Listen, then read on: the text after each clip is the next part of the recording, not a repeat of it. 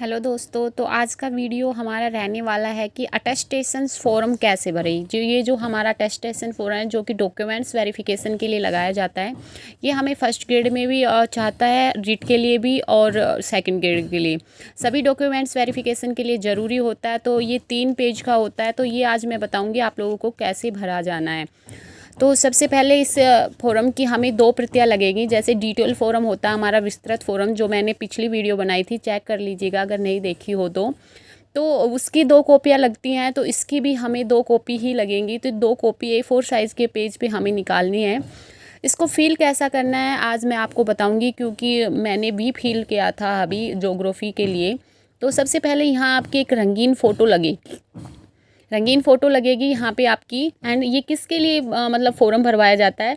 This format will be use for verification bye police department, यानी police department में भेजना होता है हमारा ये जो फॉर्म होता है, ये हमें फिल करना होता है इसलिए।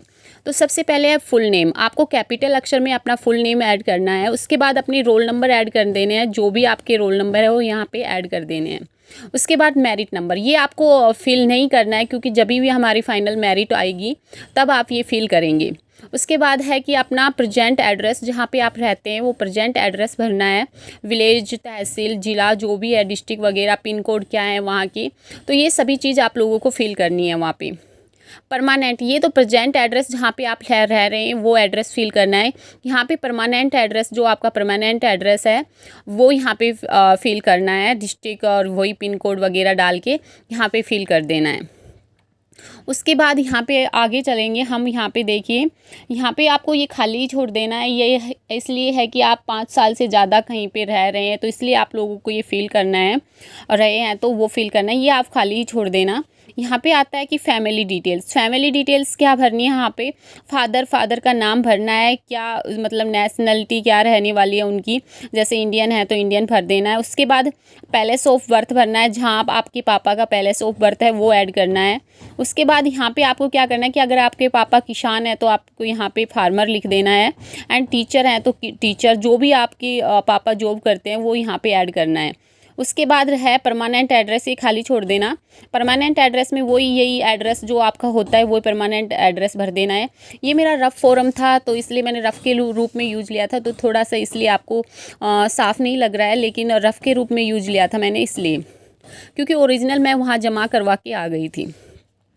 मदर नेम भरना है आपको यहाँ पे, एंड वही इंडियन भरना है। उसके बाद पर्सनल, जो मम्मा का आपका एड्रेस है, पैलेस ऑफ बर्थ है, वो भर देना है। यहाँ पे मैंने ये यहाँ पे गलत डाल रखा है, अलग है एड्रेस, तो वो अपनी मम्मा का जहाँ पैलेस ऑफ बर्थ यानी जहाँ से वो पैदा हुई थी वो भरना है आपको।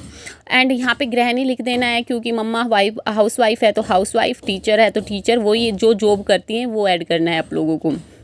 वाइफ या हस्बैंड का नाम है वही इंडियन लिख देना है, वही आपका पैलेस ऑफ बर्थ लिख देना है हस्बैंड का, एंड वही फुल एड्रेस लिख देना है। जॉब करते हैं तो उस जॉब का नाम लिख दीजिएगा।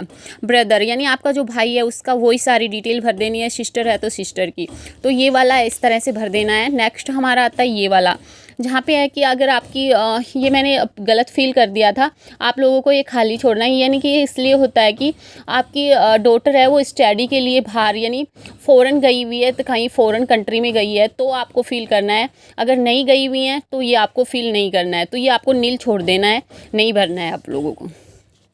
उसके बाद आपके आधार नंबर लगेंगे यहाँ पे, जो भी आधार नंबर होते हैं वो आप लोगों को यहाँ पे फिल करने पड़ेंगे। उसके बाद आता है नेशनलिटी, इंडियन भर देनी है, डेट ऑफ बर्थ भर देनी है। उसके बाद है ये एज के लिए होता है कि जो आपने फॉर्म भरा था ना उससे टाइम आपकी एज अब कितनी हो गई वो आपको कैलकुलेटर के हिसाब से निकाल लेनी है विज्ञप्ति के समय से, और अब तक आप कितनी आयु के हो गए, कितने मंथ कितने दिन के, वो ऐड कर देना है।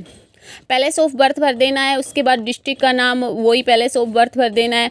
फैमिली के लिए यहाँ पे पूछा है district and state which your father originally belong, पापा का जो स्टेट है वो विलेज है वो भर देना है। धर्म भर देना है, हिंदू है तो हिंदू, ये यहाँ पे आपको नो लिख देना है।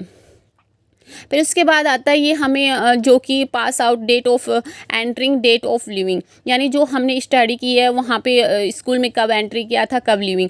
ये लगभग किसी लोगों के पास नहीं होता, तो आप लोगों को क्या करना है, लगभग आप लोगों के जुलाई में एंट्री होती है हमारी, जो एडमिशन ओपन होता है, एंड जून में हमारे एंड हो जाता है।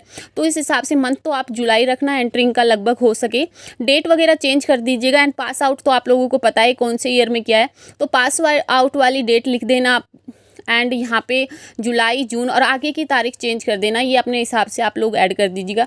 एंड हो सके तो अगर पास में स्कूल है तो आप अपनी पर्सनली जाके वहाँ से चेकआउट कर सकते हैं, नहीं है तो आप इस तरह से फील कर सकते हैं।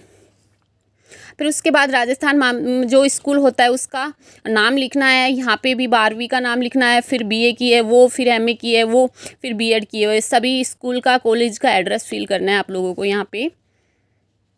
एग्जामिनेशंस पास, कौन से ईयर में आप लोगों ने पास किया है, जैसे 10th 2009 में किया तो 9 लिखना है, 2011 में 12वीं क्लास की है तो 12वीं, तो ये पास आउट आपने कौन से ईयर में पास किया है वो लिखना है।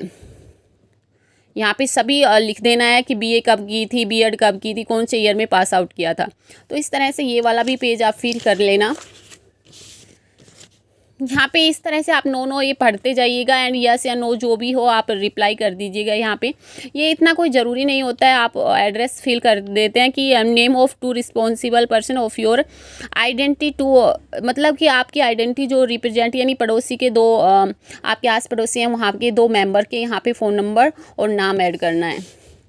यहाँ पे खुद के सिग्नेचर कर देने हैं, यहाँ पे डेट लिख देनी है। यहाँ पे ये वाला जो पेज होता है ये हमें एक रजिस्टर्ड अधिकारी के से सिग्नेचर करवाना पड़ता है, जो आपके आसपास फर्स्ट ग्रेड का हो या फिर कोई चिकित्सा विभाग में जो भी रजिस्टर्ड अधिकारी हो, यहाँ पे फिल करवा के ये वाला आपको रजिस्टर्ड अधिकारी से करवाना है।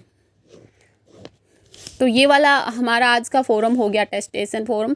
मैंने विस्तृत फोरम के लिए भी एक वीडियो बनाई हुई है, एंड किस क्रम वाइज आपको डॉक्यूमेंट्स लगाने हैं, क्योंकि मेरा पर्सनल एक्सपीरियंस रहा था, तो आपको ये वीडियो हेल्पफुल रह सकती है। तो बाकी के वीडियो भी देख लीजिएगा एंड शेयर भी कर दीजिएगा, एंड प्लीज़ चैनल को सब्सक्राइब ज़रूर कर लीजिएगा। Thank you.